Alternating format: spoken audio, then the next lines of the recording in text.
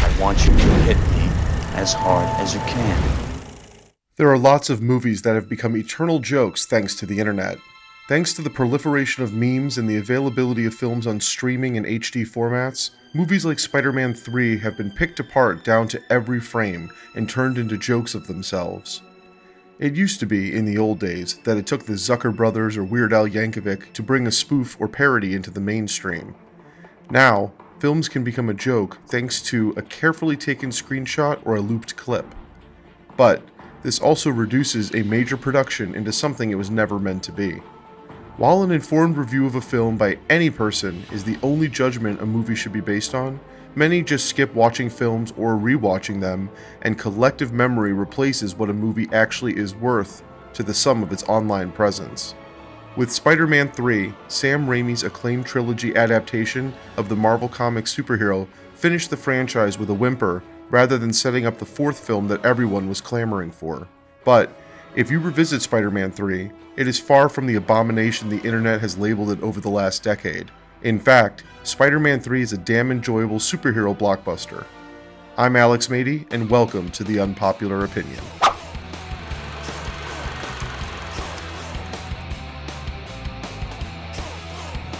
The stories have become myth in the years since Spider-Man 3 was released. Many have heard that Sam Raimi did not want to include Venom in the third chapter of his Spider-Man series, but the executives at Sony insisted. Legend has it that Raimi decided to make Venom as an awful antagonist and essentially doomed the character. It would be career suicide if this is what Raimi had actually done, and many point to his spotty career since 2007 as proof that Hollywood turned their backs on him for tanking Spider-Man 3. While I have my own issues with this film, they're minor quibbles. Spider-Man 3 does not sully the legacy of the original franchise film, and in fact, it is a very competent entry. There are a lot of fun aspects of this film that keep it going at a breakneck pace. Sure, there are a lot of characters, but Spider-Man 3 never succumbs to the pressure that other overloaded superhero sequels have faced. In fact, Spider-Man 3 ranks better than many Marvel Cinematic Universe entries and most of the X-Men sequels. I would even go as far to say that it's better than the original Spider-Man. What hurts Spider-Man 3 is that there is enough material here to have warranted splitting it into two separate films.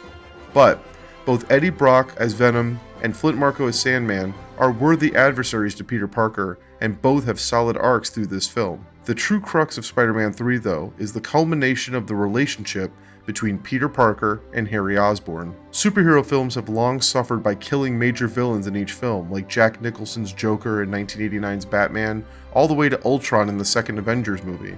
Raimi's trilogy carried the threat of Peter and Harry's friendship falling apart into one of the most resonant storylines in any comic book franchise. I would compare it to the duality of Professor X and Magneto's friendship turned rivalry in the X-Men series, but here, the Harry and Peter story gets a satisfying conclusion developed over multiple films.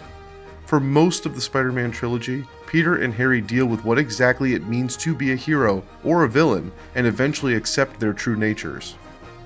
James Franco does stellar work here and channels the darkness laid out in Willem Dafoe's performance in the original 2002 film while making the role his own.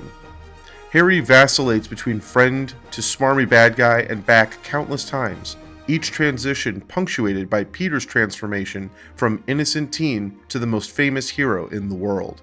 Spider-Man 3 also turned off audiences by retconning the death of Uncle Ben by showing that it was actually the fault of Sandman that he died. Through the film, it slowly is revealed that Marko himself is not a bad guy, but the tragic punchline to a life of crime. Coming off the success of the 2004 Alexander Payne film Sideways, character actor Thomas Hayden Church gives the best villain performance since Alfred Molina in Spider-Man 2. Through amazing computer effects, Marko is a pawn in both Venom and Harry Osborn's plots to destroy Spider-Man, as well as being a powerful enemy in his own right. Raimi has shown through his trilogy that he views villains he cares about as more than stock opponents by giving them layers, and Sandman is no exception. If anything, Sandman works better as a complementary character to another bad guy, which allows Venom and Harry to shine and gives Marko just enough screen time without making him feel like filler.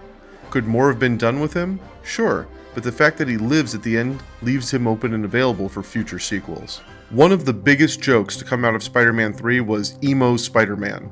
When Peter accepts the symbiote and allows it to take control, his darker self comes to the surface.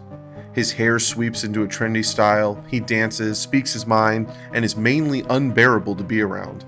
Viewers found Tobey Maguire's performance unbearable as well, but they're missing the underlying and intentional nature of these performance choices.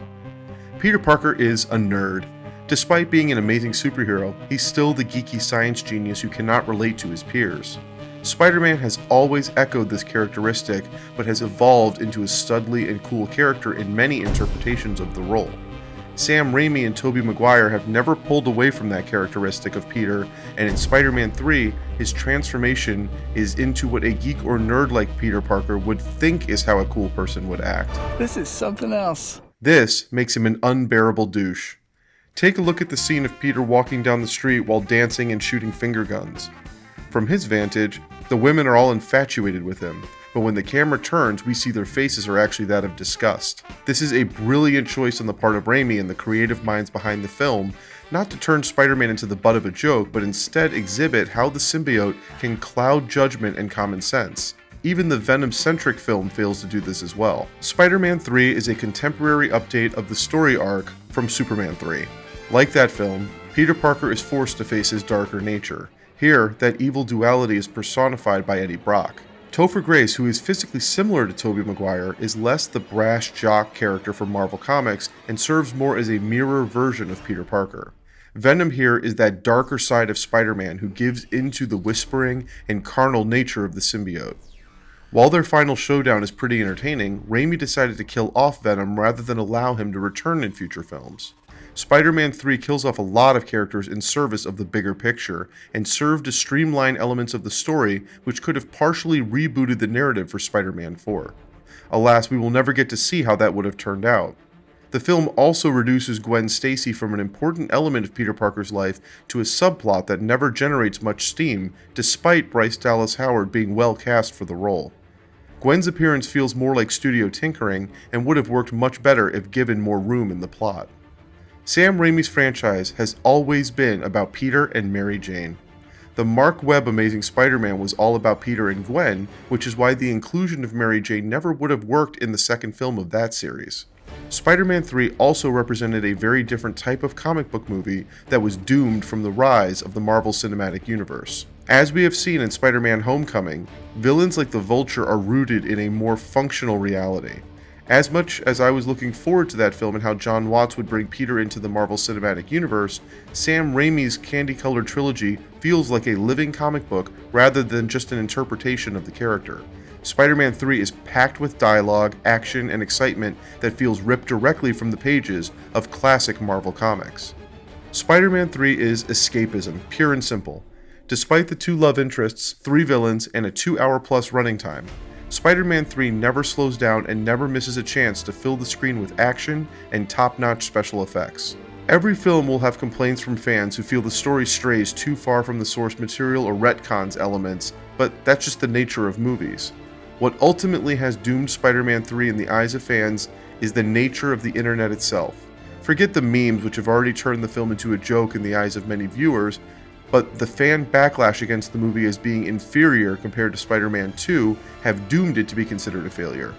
Few films could have followed Spider-Man 2, often considered one of the best comic book movies of all time, and Spider-Man 3 gives a valiant effort by throwing everything it could at audiences.